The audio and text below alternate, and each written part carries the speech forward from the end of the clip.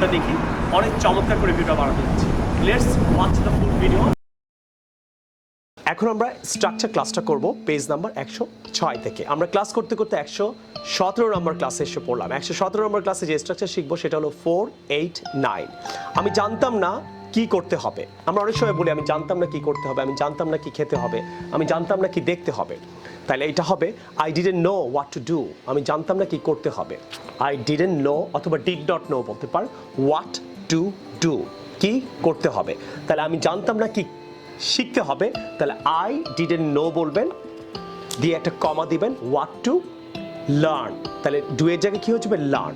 আমি জানতাম না কি শিখতে হবে, তাহলে আমি জানতাম না কি পড়তে হবে, তাহলে কি হবে, লার্নের জায়গায় রিড হবে। আই ডিডন্ট নো, আমি জানতাম না হোয়াট টু লার্ন, এই যে what to do, what to eat, এইভাবে করবেন। আমি জানতাম না কি বলতে হবে, I didn't know what to say. আমি জানতাম না কি শিখতে হবে, বলতে হবে, লিখতে হবে। এইভাবে আপনি আরও সেন্টেন্স মেক করবেন। এখন আমি একটা স্যাম্পল কোয়েশ্চেন্স বলছি, আপনারা এটা কমেন্টে আমাকে জানাবেন যে আপনি পারছেন কিনা। আমি জানতাম না কি রান্না করতে হবে, এইটা কমেন্ট সেকশনে আমাকে জানাবেন। আসেন এই স্ট্রাকচার দিয়ে একটা প্র্যাকটিক্যাল লেসন দেখি। ঘরে বসে বসে অনেকেই ভিডিও বানাচ্ছে, আমি আপনাদেরকে বাইরে গিয়ে স্ট্রাকচারটা কিভাবে ইউজ করতে হয় সেটা দেখাবো। আশা করি আপনাদের লেসনটা বুঝতে আরও হেল্প করবে। আর অবশ্যই অবশ্যই আপনারা একটা কমেন্ট না করে আপনারা কিন্তু অবশ্যই লেসন থেকে যাবেন না। আসেন নেক্সট লেসনটা করি। If something is so expensive, যদি খুব দামি হয়, don't say that's so expensive. আপনি আরও ভালো কিছু বলতে পারেন, ইট এক্সঅরবিটেন্ট,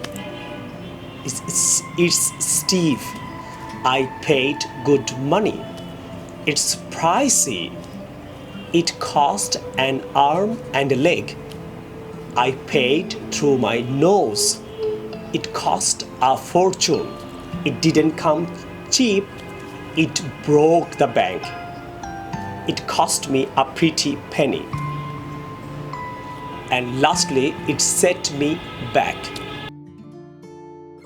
আজকে 117 নম্বর ক্লাসে আমরা যেটা শিখবো, in American English a couple means a small number. But in British English, couple means two. তাহলে ইন আমেরিকান ইংলিশে কাপল মানে কি, স্মল নাম্বার। তাহলে আপনার কিছু কলম আছে, তাহলে বলবেন I have a couple of pens. অনেকে কাপল মানে দুই জানে না, ব্রিটিশরা দুই বুঝায়, ব্রিটিশরা কাপল মানে কি দুই। তাহলে ব্রিটিশ স্টাইলে কি হবে, দুইটা কলম থাকলে বলবেন I have a couple of pens, a couple of pens. তাহলে আপনি দুইটা বুঝিয়েছেন। যদি আমেরিকান বলে তাহলে এটাকে কিছু বুঝাবে, সাম বলার দরকার নেই। তাহলে আপনার ইংরেজিটা অনেক স্মার্ট হবে। আমার কিছু ফ্রেন্ড আছে, আই হ্যাভ সাম ফ্রেন্ডস না বলে আপনি আমেরিকানরা কি বলে, কাপল মানে সাম, কাপল মানে সাম। তাহলে I have couple of friends বলেন। আর ব্রিটিশরা কি বলে, I have couple of friends, I have a couple of friends, I have a couple of friends. ব্রিটিশরা যদি বলে তাহলে কিন্তু দুইটা বুঝিয়েছে, বি কেয়ারফুল। কোনো অথবা আপনি নিজেও যদি স্মার্টলি বলতে চান যে আমার দুইটা ক্যামেরা আছে, তাহলে আপনি যদি ব্রিটিশ স্টাইলে বলেন কি হবে, I have couple of cameras, আর আমার কাছে কিছু ক্যামেরা আছে। আমেরিকানরা কাপল মানে আ কাপল মানে কিছু বোঝায়, তাহলে I have a couple of cameras.